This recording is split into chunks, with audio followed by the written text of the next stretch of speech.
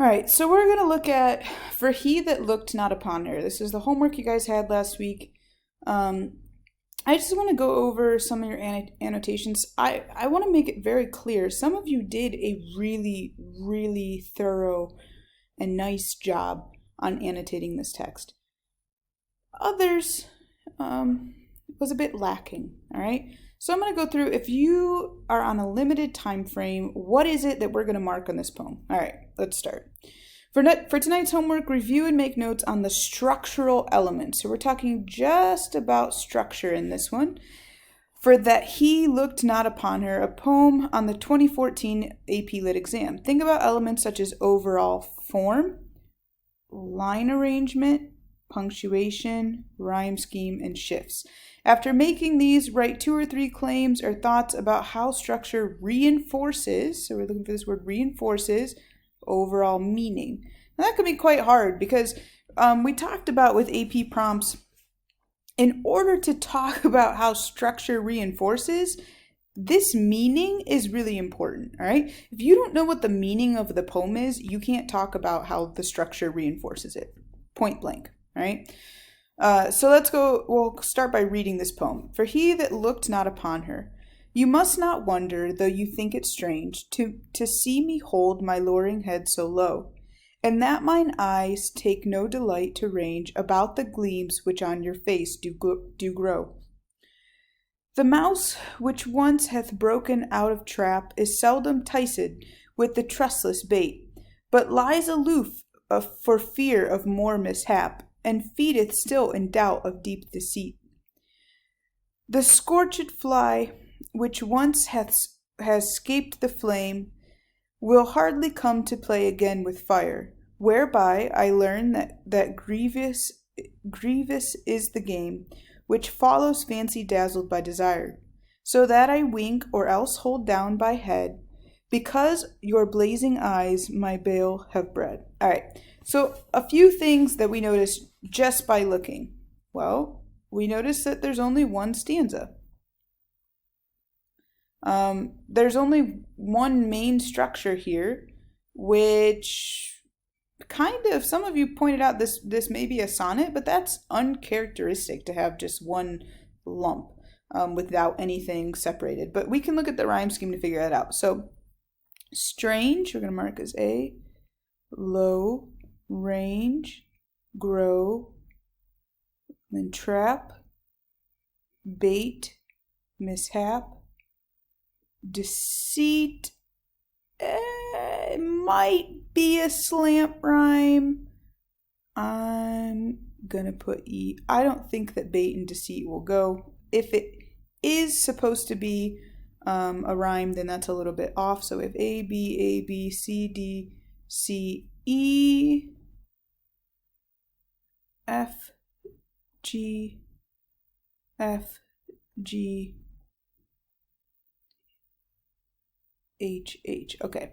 So then we can see A, B, C, D, C. If this was C, we'd have E, F, G, G. That is a sonnet. So this is a Shakespearean sonnet.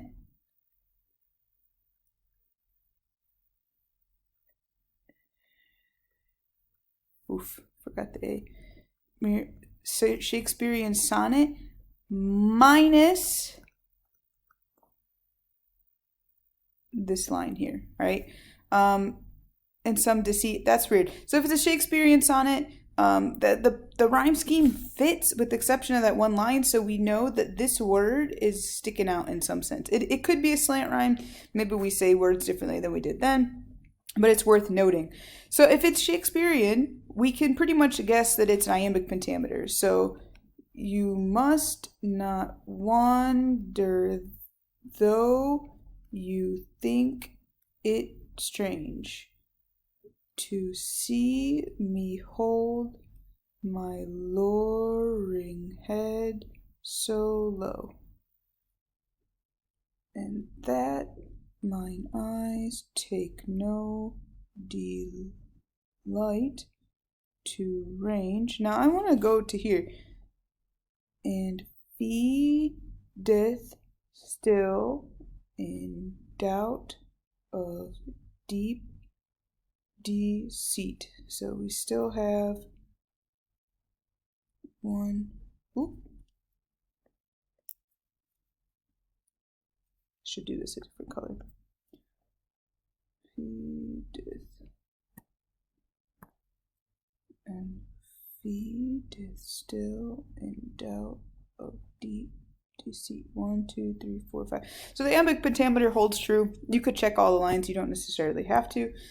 So what are some other things that we notice about structure?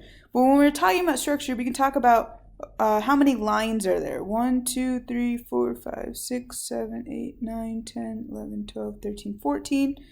One stanza, 14 lines, which matches, again, the Shakespearean sonnet. I want to know how many full stops there are. So we're going to go ahead and mark those. I'll mark them in red here.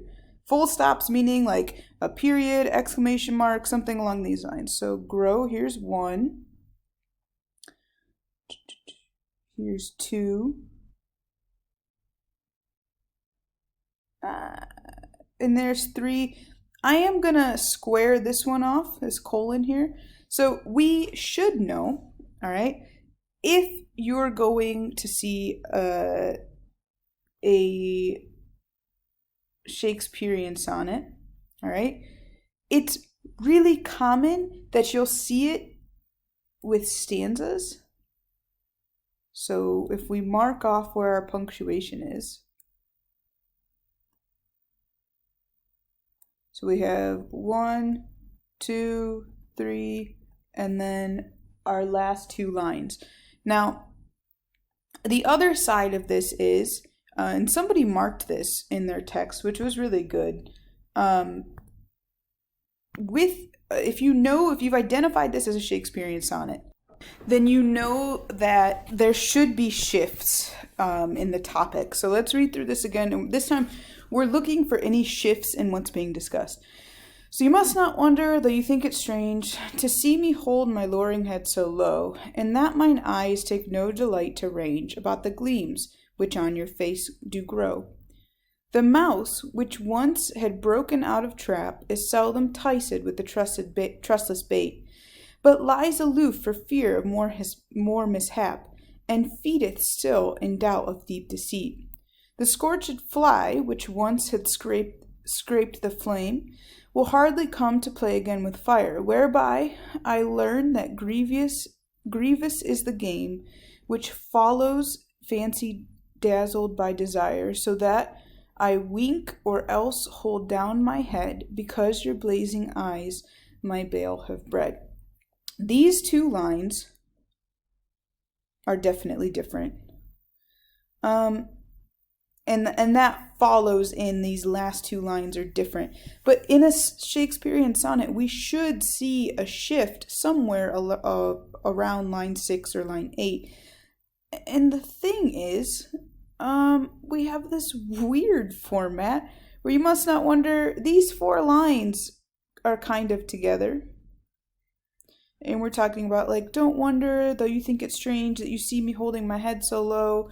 And my eyes don't take delight about, seeing you. And then we have this weird section of 8 lines. I would group these together. The mouse which once had broken out of the trap is seldom ticed with trustless bait. So he's like saying, the mouse which once had broken, like, if you've already been hurt once by something, you're less likely to be enticed by the same thing, right? But lies aloof in fear of more mishap. Like, we don't want this to happen again. We don't want to get hurt again.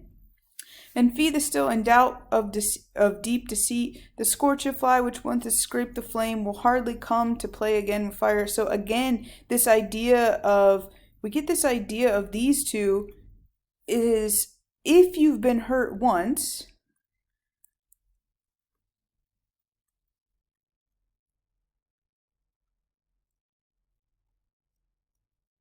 you don't want to be, you're less likely to be hurt by the same thing again.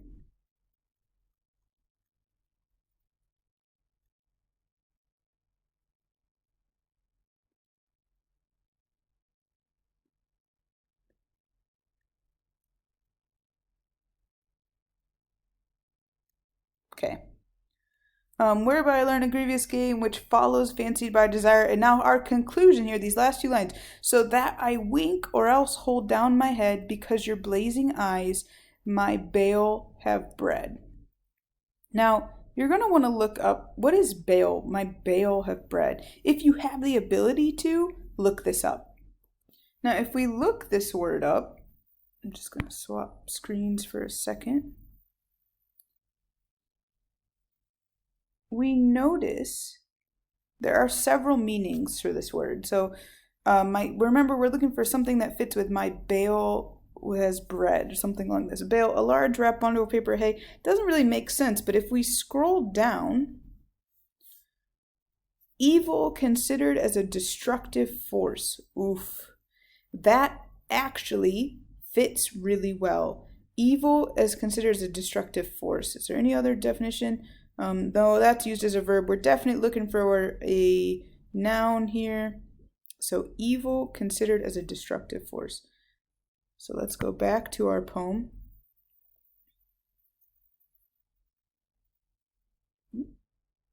Accidentally draw on my... Okay, so evil as a destructive force. Change colors here. Oh, we already used this color. So my bale. So my evil have bred. So because of your blazing eyes, maybe let's think evil. What could be evil? Maybe temptation?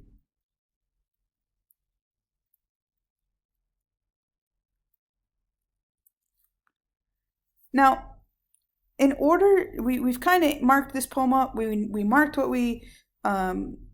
what stuck out to us, rhyme scheme, meter a little bit. We noticed there's a general structure, even though it's only in one stanza. So overall form, line arrangement, rhyme scheme, and shifts. We did talk about shifts. There are 3 shifts here. Now you're going to write 2 or 3 claims or thoughts about how structure reinforces the overall meaning. So let's consider for a second, what is the overall meaning of this poem? Well, we know that there's some sort of temptation. So I'm going to put meaning down here. Meaning. What could we say the meaning is? Temptation. Beauty leads to temptation, you could definitely say.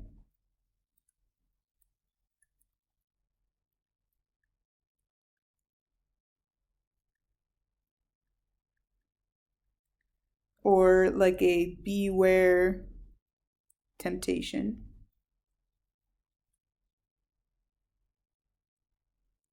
I think in terms of meaning, that's definitely the way I would go with this, just because of those last 2 lines especially.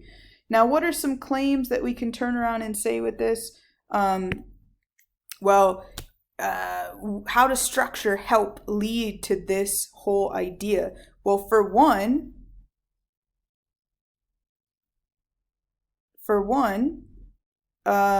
having 2 stanzas,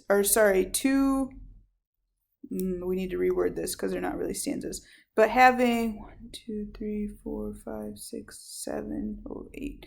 So 8 lines of examples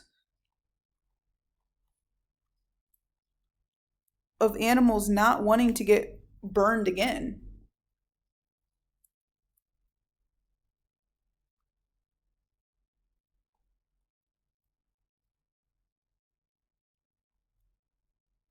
Would be a really good one.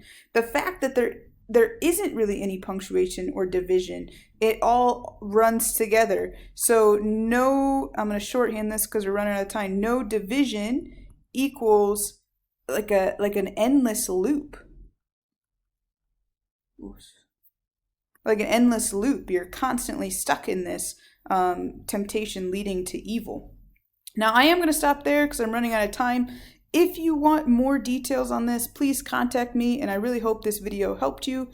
See you next time.